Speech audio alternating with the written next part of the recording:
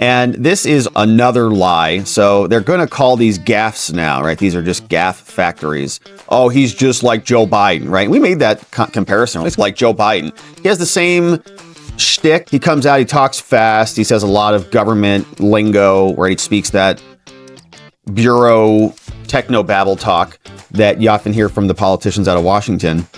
And so why wouldn't he lie? I can't wait to see some plagiarism, right? That'll probably be the next thing that comes out. He plagiarized something, his football plays or his educational syllabus, who knows? But here's another one. So his own words are tripping him up. To close observers back home, the tendency to misspeak may sound familiar or make inaccurate or inconsistent statements or lie. But Walz's rise from a largely under the radar governor to now is intensified scrutiny. All right, this week, Walz said that their efforts to start a family were not aided by IVF, as previous statements and coverage had already indicated. Also said that he carried weapons of war in war. Never did. Hung out in Italy. He also faced fresh news cycle over false statements about his DUI, which they said was due to artillery fire blowing out his eardrums or something, so he couldn't hear the cops. Was never drunk at all. Turns out he was, going 95 and a 55 or whatever. The campaign also has since now updated online references to his rank, saying that he misspoke at a 2018 event where he said carried weapons of war. DUI, and now IVF scandal.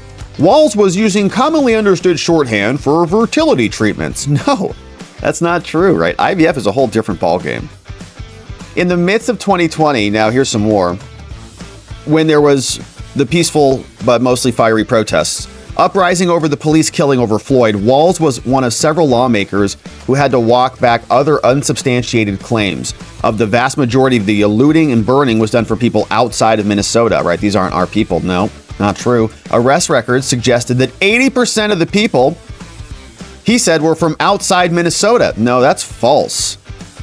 Not true. Made that stat up. When asked in a 2022 interview about the impact of pandemic closures on kids who are in schools, he said over 80% of our students miss less than 10 days of in-class learning.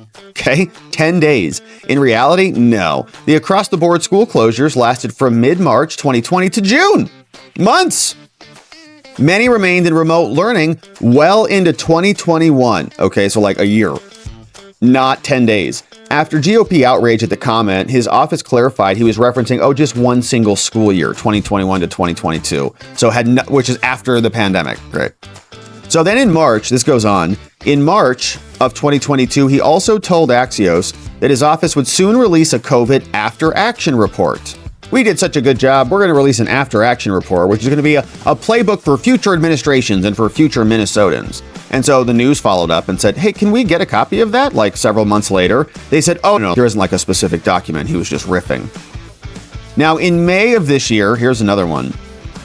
He told reporters that he had been texting late into the night about an infrastructure spending deal. I was texting all night about that. When Axios asked for copies of the state's public records, under the public records law, for copies of those texts, his spokesman said that the governor misspoke and that those text messages didn't exist. Isn't that convenient? So why don't they exist? So he misspoke, or is he a liar? Or maybe we should just see what all of his texts from that night. Former President Trump is such a fountain of exaggerations, they say, that there have been entire fact-checking operations built against him. Yeah, and they even make up fake facts. That's how extensive it is. But they're just saying Walz is misspeaking. These are gaffes, right? Now, these are lies, right, about his actual public service. I was texting everybody about those. Okay, we get copies of those under the public records law. Can we see yours?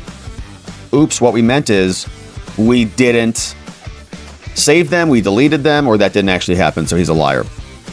Either way, one after the other, it never ends.